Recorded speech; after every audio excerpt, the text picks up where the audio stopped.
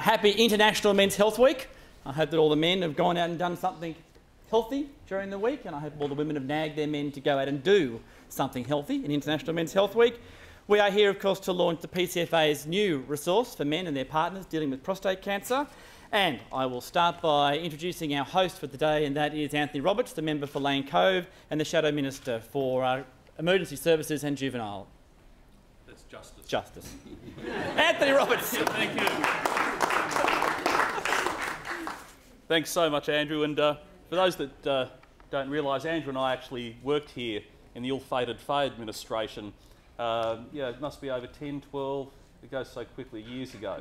They were interesting times, but to Graham Johnson, David Sandoz, Steve Callister, my good friend Andrew Giles, my very good friends from Rotary here today, ladies and gentlemen, it's indeed a pleasure to be here at such a significant event, and what a better place to hold it than what I think is one of the most beautiful rooms in this Parliament. It was specifically subscribed to and built for Her Majesty Queen Victoria's Jubilee, and you can see around here the Hansards of going way back. Some of them were gifts actually from the Houses of Parliament in the United Kingdom.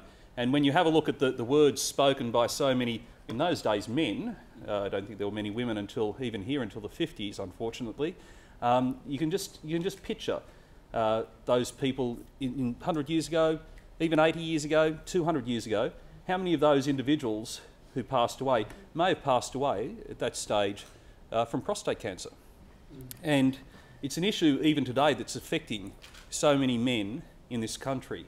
And whilst we're tackling on so many fronts different forms of cancer, I've really got to say and pay acknowledge and tribute to the PCFA for the wonderful work that they've done in this country in promoting awareness and looking at the amount of lives that are saved each year. And without a doubt, catching any train in from anywhere in Sydney, because there's so many people aboard it, there'd have to be, at least 2 or 3 people, I would say, on some of those trains that owe their lives to an awareness of the dangers of prostate cancer.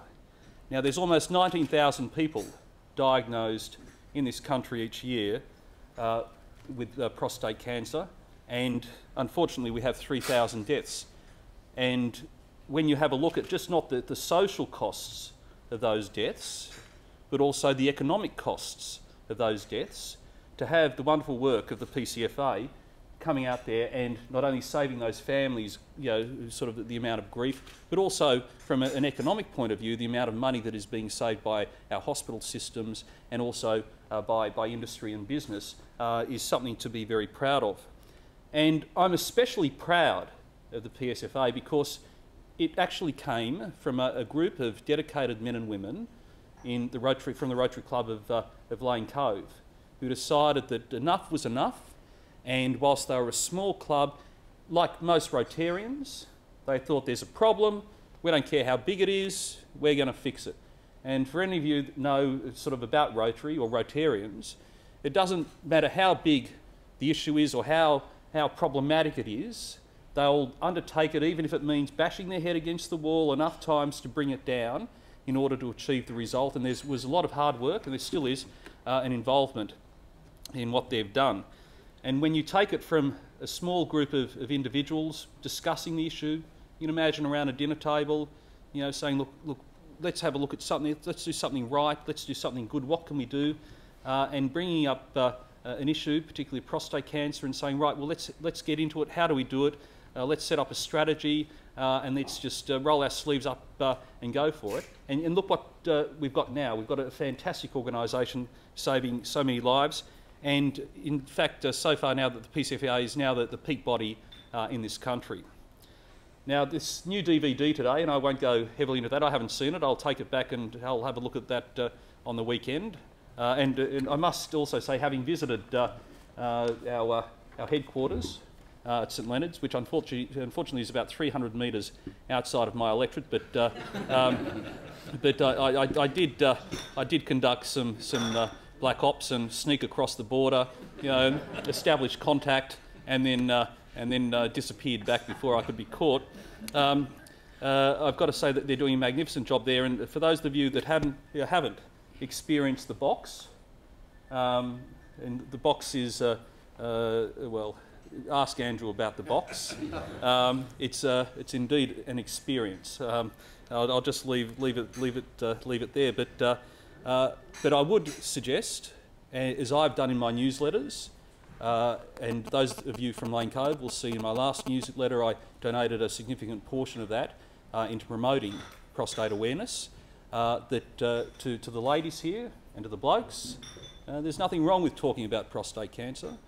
We can talk about it these days. You know, it's well, I'm talking about it now, but it's something that quite some time ago people just didn't discuss these things. It was something, one of those silent killers that blokes didn't talk about. You know, it's you know, well, I can mention it because it's on the Alan Jones program all the time.